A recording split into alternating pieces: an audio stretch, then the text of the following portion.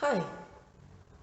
Remember that one last time I was actually talking about the fleetingness of time, how fickle is life and how difficult it is to, predict anything? Well, and how mortal we are? Well, someone did die. I actually found out later on. A dear neighbor of mine died, and he was actually the few kind of people it was worthy dying, crying for. Not dying for. But yeah, let's talk about death a little bit, shall we?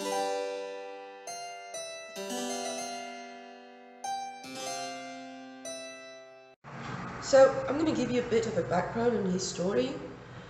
His name was Amoros, or at least that was his last name. And to give you an idea, in Spanish that sounds very similar to the word amoroso, which is loving. And to be fair, him and his family did great honor to such name. I know. I'm not that much of a wimp with everyone. I just have a moon in Cancer. Now for real, I had a neighbor who was a perv. This is a different neighbor, not amoroso, okay? A different neighbor. He would be the kind of neighbor who would touch himself looking at children, and by children I mean me. I didn't cry for that one. So I'm not the kind of people who would cry for everybody. But this other neighbor, Amoros, was the kind of neighbor who actually deserved it, okay? He was the kind of neighbor. To give you an idea, his parents were the first ones to have a phone line, a landline, in the whole block, and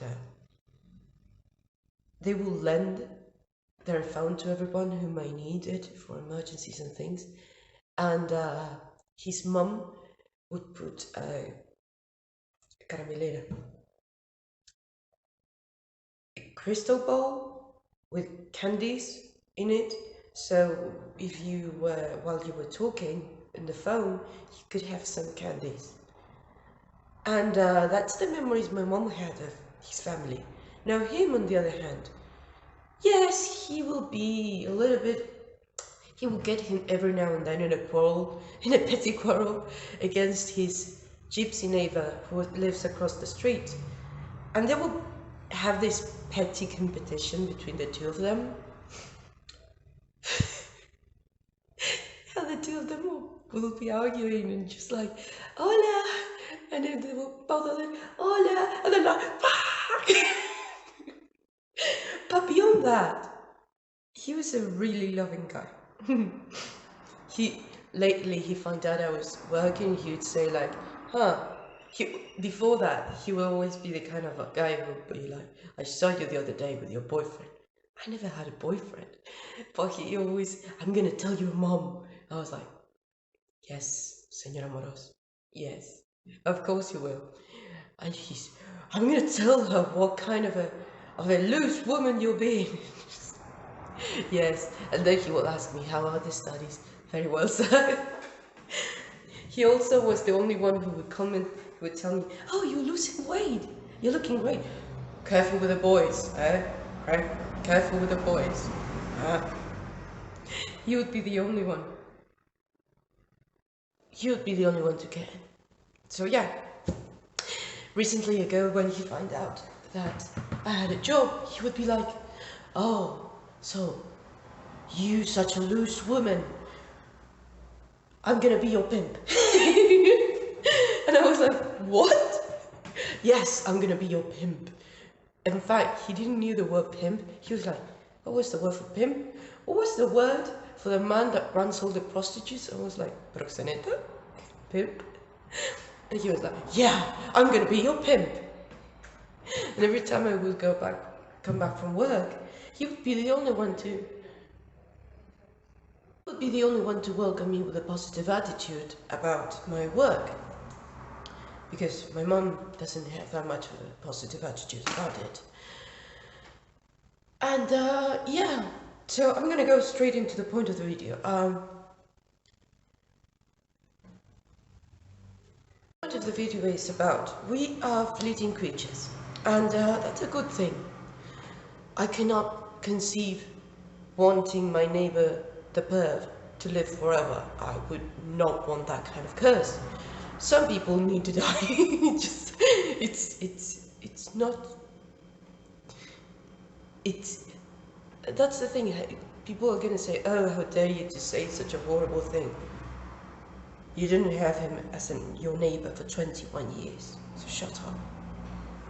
Anyhow, the point is, we're fleeting creatures, and more often than not, my mom tells me I'm a loser because I don't have an actual career, and what am I doing with my life? And the point is it about what we do with our careers, or is about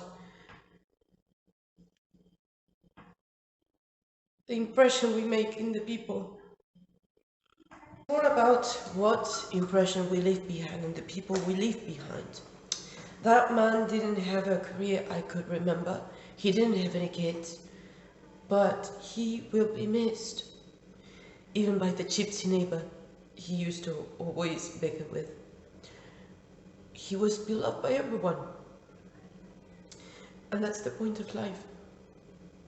And so yeah, I'm gonna make this shorter because I have students in no time and I don't want them to see me like this. It's about the lasting effect we have on others, both the short-term effect and the daily and the long-lasting one, you know? Everyone is gonna miss that man. And no one is gonna miss the shoe repairer that used to live right next to me. I think barely his son cried him for a little while. Nobody else. And even then, they're just a very cold and detached attitude. It's just like, oh, he was old, he just died. If we're gonna be here, at the very least, try to make a decent impression on the people around you. And it's not about making big gestures, it's about the mundane little things. So yeah, I better stop crying because I don't want 7-year-olds are very good at reading people. I just don't want them to get worried about me. So, until next time, I hope you're doing great. And you're having someone like Amoros in your life. I know. Bye. Or at least, wait, okay, at least if you don't have an Amoros in your life, be that Amoros. So yeah, now I'm leaving.